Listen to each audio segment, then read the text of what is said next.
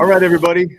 So we're going to continue with this idea of me being extremely selfish and greedy in a lot of ways and continuing to take from people who know a whole lot more about life than I do in a lot of ways. And Josh Davis is another one of those people that I have just been fortunate enough to come across. And I had nothing to do with it. It was just a matter of happenstance, but I'm truly grateful that he and I have crossed paths and continue to be connected in a lot of ways. And we're going to be tackling a topic today that is admittedly and has been a big one. And it's not always simple. It's not always easy. But we're going to look at this idea of justification versus explanation. And I'm going to try my best to introduce Mr. Davis and let you know why he is qualified to speak on this matter. So Josh Davis, first and foremost, is a father to two young, very gifted and amazing daughters. I actually have gotten to see them grow, and it makes me feel super old to see them now because I do remember when your first daughter, your oldest daughter, was born. I was very young. I remember that, and so it was pretty crazy to see. It is crazy to see them grow up and develop, but it's really, really cool. So two amazing daughters, been married for nearly 15 years now. He has worked within the sporting goods industry for over 20 years. He began his retail career working at Hibbett Sports for 8 years in both store and district manager roles. In the last 15 years, he has worked with the Nike company in varying roles, from manager positions in the stores to product merchandising and planning at world headquarters. And currently, he is, let me make sure I get this right because there's a lot of words here. All right. Currently, you are the North American Inventory Operations Manager working as part of the North American Supply and Inventory Planning team. And during his manager roles of people, he's had the opportunity to work with teams as small as 10 people all the way up to nearly 300 team members under his counsel. He was lucky enough to win Store Manager of the Year in 2012, working for Nike. And then another great moment was back in 2014. He was part of a cross-functional team that brought the World Basketball Festival to life in the community on the south side of Chicago. And it served as a great reminder to him that we are just here selling shoes, but indeed in part of impacting the community in a positive way. I agree. Very amazing thing. He's held many roles within the Nike organization, as you've just heard, but his proudest moments are when he hears of those who he's worked with that are achieving their goals, both at work and within their personal lives. And I'm just going to add to that, Josh, if you don't mind, that I've had the opportunity to work for a lot of companies, and I've had a lot of bosses, coaches, mentors. I've had a lot of leaders in my life, and I feel grateful for that. But you are indeed on a very short list of people who have embodied what it means to be not only a great leader, but a great cultivator of relationships. And that's not, I say that because it seems like such a simple thing to say, but you and I both know that is very difficult. It's very difficult to be able to do both well. And I really feel like, at least from my perspective, you have done that and you continue to do that. And I'm truly grateful that for that, because it's something I try to do myself. I guess I have varying levels of success depending on who you ask, but part of that model I have received from you. And so I just wanted an opportunity to say that face to face, at the risk of making you feel incredibly awkward. I just want you to know that I appreciate that about you. Wow. Yeah, I appreciate that, man. And I appreciate you just giving me the opportunity to be on here and talk with you and just kind of pay it forward.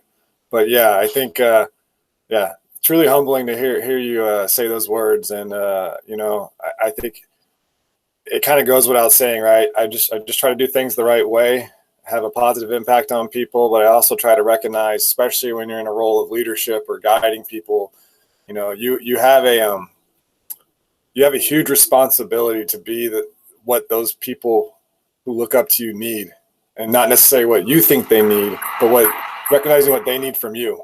And I think that's something that's kind of been my guiding light and something that I just try to hold myself accountable towards every day. So hearing you say those words, though, it means a lot to me, because it makes me feel like, I've done a good job, and I continue to just be motivated to be more and be better, which, I think at the end of the day, that's all I can ever ask for myself or anyone else, is just to be better today than you were yesterday. And building those relationships is what helps guide me there. So thank you for that. My pleasure, man. My pleasure. And I mean it. So, okay. So setting the table about this idea of justification, which is a very big word, and explanation, another fairly large word. I would say that a lot of times we, as people, we will try to use these words as synonyms. We'll use them interchangeably, almost as if they mean the same thing. But we now have an understanding, at least in our Spark character group, that these are not the same thing. They may be related, but they are not equal, and they're not the same. And again, that's a difficult concept to really wrap our minds around. But I'm going to start this process by asking you this question. Based on that understanding that these two things are not the same, in what ways have you seen this misunderstanding of these two words negatively impact young people? And then could you provide any kind of example of how that has played out? Yeah, and I think, you kind of hit the nail on the head. I think even as adults, we kind of go back and forth and feel like these two words are interchangeable, and we kind of live our lives just kind of going back and forth in those two worlds. But, when I started to really think about these questions and this idea of explanation versus justification, I feel like one of the biggest negative impacts is just, as people go down the path of one or the other, I've seen how it impacts people both from the idea of trust, and then just kind of how it impacts relationships. And I think at the end of the day, those two words really mean a lot in every interaction you have, whether it's with a spouse, a sibling, a parent, a coworker, coach, bot, what have you. Like, those two words will mean everything in that relationship. And I've seen it where it happens in some of the most simplest, most common things. And for me, one of the most common examples that I've seen impact not just young people, but just people in general, is just this idea of being on time or being late, essentially. And I think for a lot of people, when you're late, you often go down this path of saying, I'm sorry, I'm late. And I'll tell you, when you sent me this opportunity to speak about this, I'd actually been processing this idea in my head. Instead of being sorry, to start being more grateful. And it actually kind of aligned, I think, with this idea of explanation versus justification. And what I mean by that is, most people often say, I'm sorry, and then they follow that up with the reasons why they were late. Like, I'm sorry there was traffic, or I'm sorry I woke up late, or I'm sorry I hit a bunch of red lights, or what have you. And I think that often takes them down this path of trying to justify why they're sorry. They're telling you why they were late, but I said, I'm sorry, so you should just accept that as like, it's okay. This idea of being more grateful, or this thank you approach, for me is like, instead of saying, I'm sorry I'm late, thank you for waiting for me, And I think by starting off the conversation that way, you're explaining why you were late, but also recognizing the sacrifice that the other person made in just waiting for you to show up. I think it really allows you to restore what I think is the fundamental part of every relationship, just that trust piece. And I think when you go down this path of explaining what happened, it also gives you the opportunity to take responsibility and accountability for your actions. And I think when I start to think about the difference between explanation and justification, it's really those two things. Are you taking accountability for what you did, or are you trying to play the victim or pass the buck to someone else? And I think that's where I see it happening the most. And you can really look at anything, where any opportunity where you have the opportunity to say, I'm sorry versus thank you, I think you can often go down one of those two paths, where you're trying to say sorry more for yourself versus thank you to the other person more for them. And that's, man, wow, what great advice. So turning the tables from seeking a pardon for whatever it is that you've done, and your example is spot on. So being late is just an easy one because we can all relate to it. Instead of just looking for the pardon, instead looking at, let me show you how grateful I am for this reason. Because I guess it's, in a lot of ways, you almost assume that the person's going to be sorry. So to say it almost seems unnecessary, but you may not be able to express that you're thankful for that. So that's very valuable. And you're right. And so many of these things, obviously, we're gearing the conversation towards young people, but certainly I can benefit from this. I mean, we can all relate to it and benefit from it. Very good. Why do you believe young people need to understand that explanation does not pardon responsibility. Why do you think that is an important thing for young people to understand? You know, when I think about the question, why do they need to understand that explanation doesn't pardon responsibility? I think what they need to start to kind of frame their mind around is this idea that explanation actually takes on the idea of responsibility. And I think, again, it really needs to be this idea that, again, you're acknowledging that in some way, somehow you disappointed the other party involved. And you're not explaining yourself to seek approval on why you did something. You're explaining yourself to take responsibility and accountability for your actions, and I think this ultimately allows them a sneak peek behind a kind of the facade of who you are. It allows them to kind of understand like how you think, how you understand things, how you process things, but also it allows them to not judge your character on this lone event. I think that's what often happens is, when we say we're sorry versus acknowledging and taking responsibility, we also don't understand that the other person is now processing in their mind who we are, what type of person we are, what is our character, and that ultimately it'll lead them to believe whether they trust us or not, ultimately to be there when we definitely need them. And I think, again, the explanation process really kickstarts the responsibility process, and it's really allowing you to not only take accountability for what you did, but repair, which might seem minor damage by letting someone down, but it definitely repairs that and starts for them subconsciously, I think, to really think about like who you are as a person, and then transform into this idea that I can trust you and I know that you won't let me down when I need you the most because you're very aware of what I need. Right. And you can do that with something as simple as maybe you said you were going to show up and you were late. I mean, that in and of itself, like you said, is minor damage, but how we handle that interaction is it's this idea of how would I trust you with big things if I can't see you take care of the little ones. Exactly. Yeah. I think that's like, that's almost leadership 101. When you think about, as you set expectations for people, it's all the little things are what adds, I'll take a step back.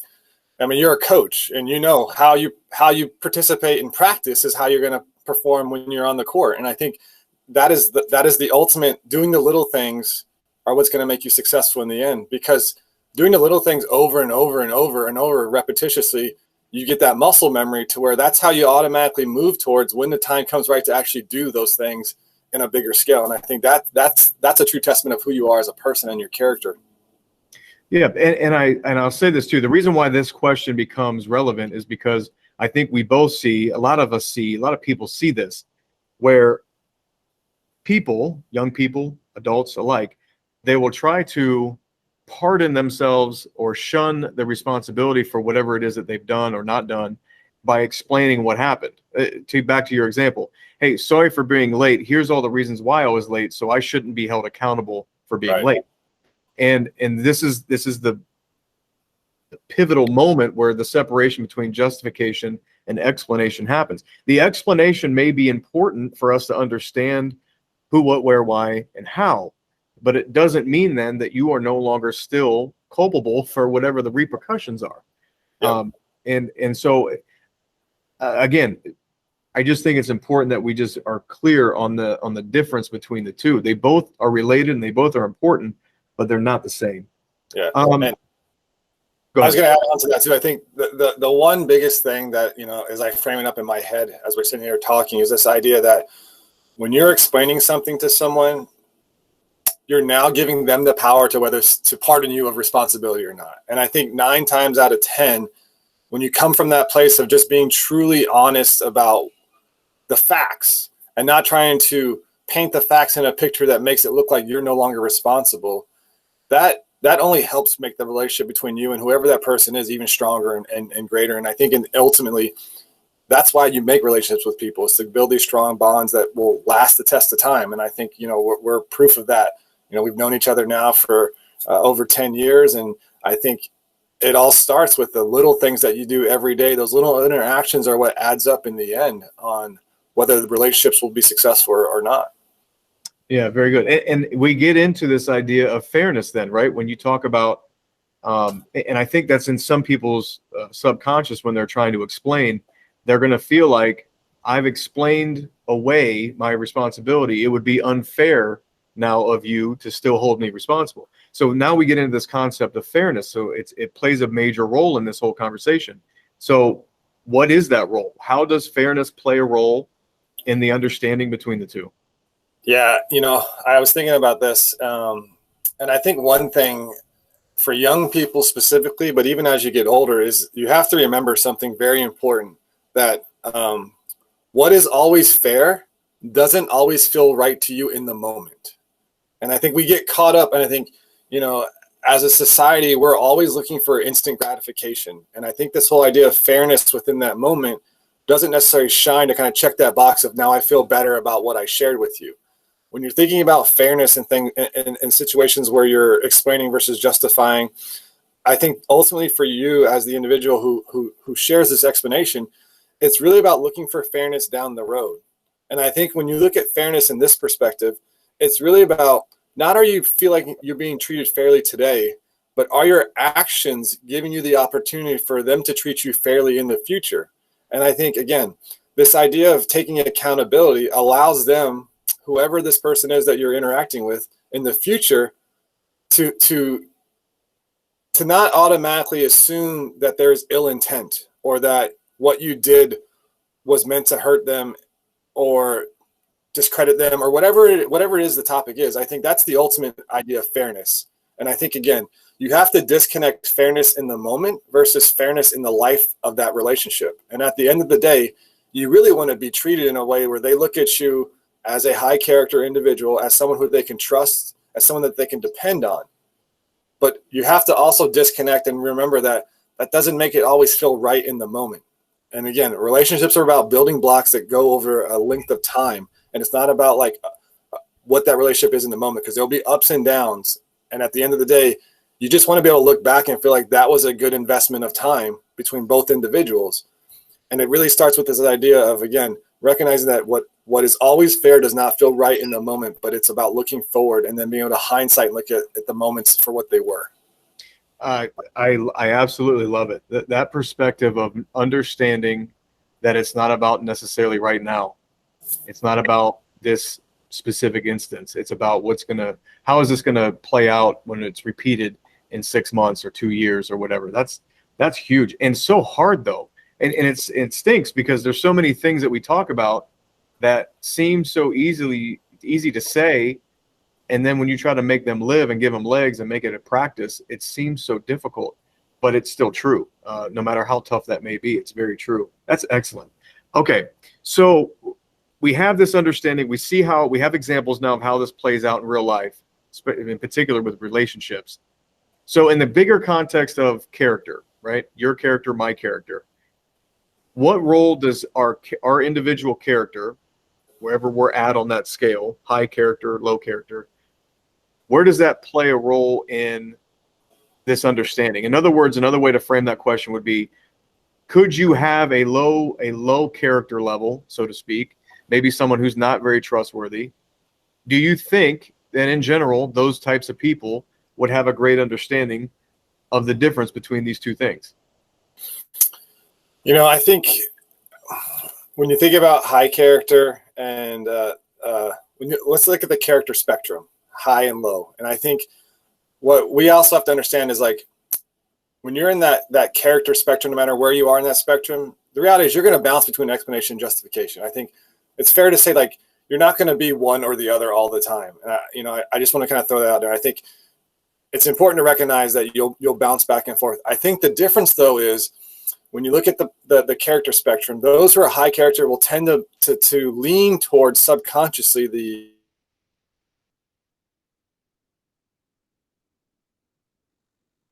side of things, of a few common traits, and I think about it's like, you're very reliable, you are trustworthy, you're accountable, you're dependable. I mean, those are very simple things, but I think that's where the high character person will subconsciously lean towards. Those with character opportunities, I'll say, the common traits they often have is they're unreliable. They often don't take responsibility, and more often than not will play the victim.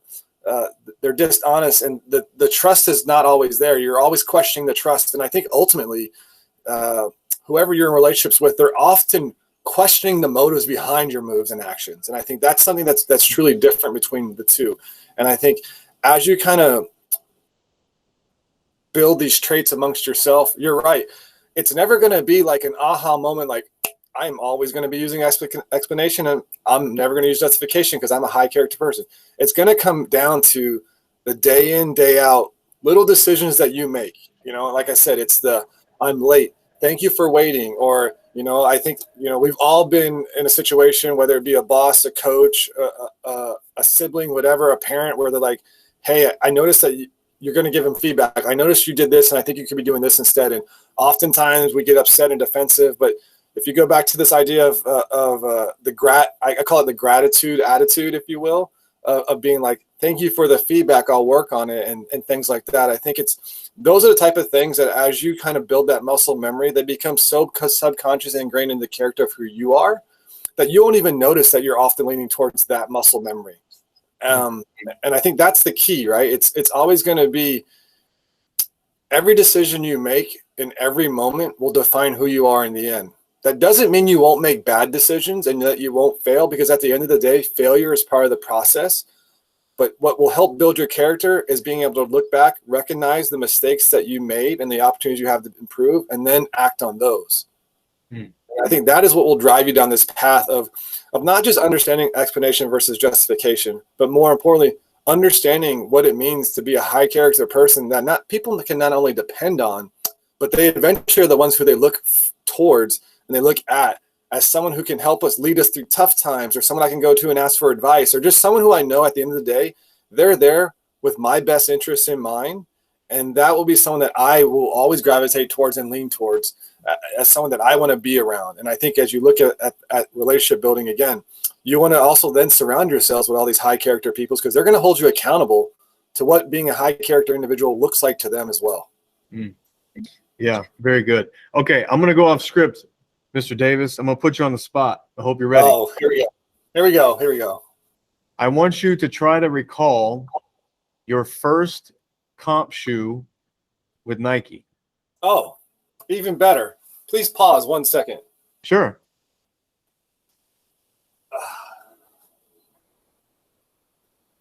For those of you who may not understand my terminology, basically when you work for Nike Incorporated, they provide you with a staff dress so that you can look the role and look like you're official.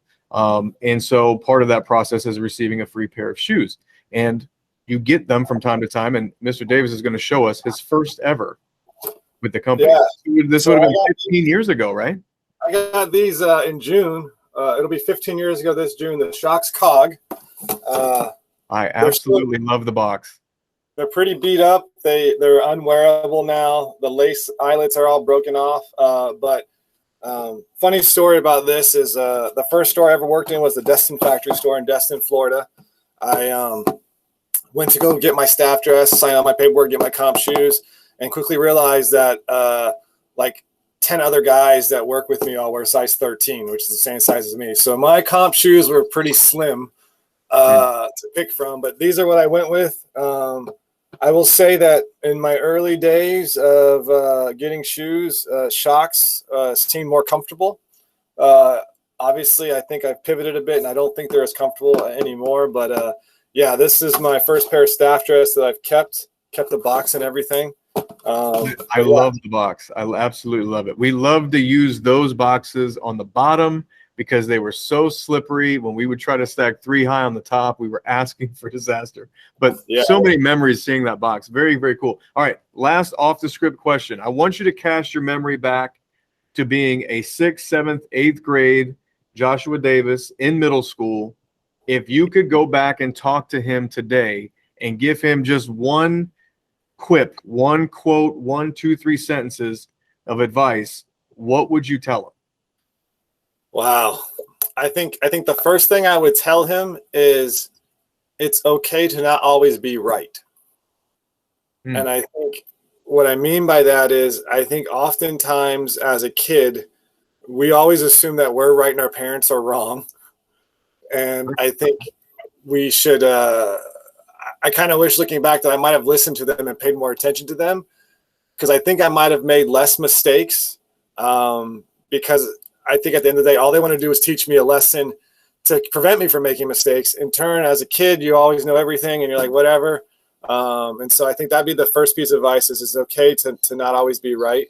The other thing that I would say, looking back, is really embrace the moment for what it is. I think one of the easiest things to do is to overlook the importance of the moment that you're in today. And I know that sounds crazy because I'm almost 45 years old. I can look back and do this, but as a kid, you often don't always appreciate what it took to get you to that moment that you're in, whether it's being successful in class, going out on a trip with your friends or family, participating in sports. I think the one thing that I've learned is you work towards this huge moment, and then the moment happens, and then you're kind of a little bit of a letdown after the moment, because what you don't realize is it wasn't that individual moment that was the joy or the gift. It was everything that led up to it, whether it be, I look back in for example, sports, like playing baseball growing up, you practice every day, you play a game twice a week. The goal is to win a championship. And when you get to that championship moment, what you quickly realize, you were so focused on the championship that you didn't appreciate every interaction that happened from day 1 to day 200. And the time goes by really quick. And there'll be a moment where you won't be with those friends anymore, or you won't be playing sports anymore. And if you don't embrace every moment for the gift that it is within that moment, you'll lose touch of what was really important. And I think looking back for myself, whether it be at work, school, sports, whatever accolades that we received or goals we accomplished, I realize now it wasn't about that. It was about the relationships that we built along the way. I have lifelong friends. I mean, Shane, you're one of the great examples of someone who I've met along the journey, who we've stayed in touch with. You talk about seeing my little girls well, I shouldn't say girls. You knew me when I only had one little girl first, and then the second one came along and then I think, you've been there for many years. And I think the one thing that makes me so proud of this relationship is I can call you out of the blue, send you a text message, and just say, hey, how's it going? Or how's the kids and how's the fam? And we might not have talked for 2 months, but it's like nothing changed. And we just, boom, we're into a conversation. And it's like, I know at the end of the day, if I ever needed anything, which this is the type of high character person that you are, you would drop whatever you're doing and sacrifice whatever you had to help me out if I needed it. Like, I know you as the person that you would literally give me that shirt off your back if I needed it. And I know people use that as cliche and things like that, but I think those are the type of things that I've learned and developed over the years. Oh, hang on one second. This is impromptu. We're going off script here. Come say hello. Come here, say hi. Apparently I have to open up a jar of pickles for Jordan. Hey. Oh my goodness. Hi, Mr. Shane. The last you've changed so much in just, it's been what was it, 4 years? 3 years since the last time we saw? Oh my goodness. I don't have any more hair.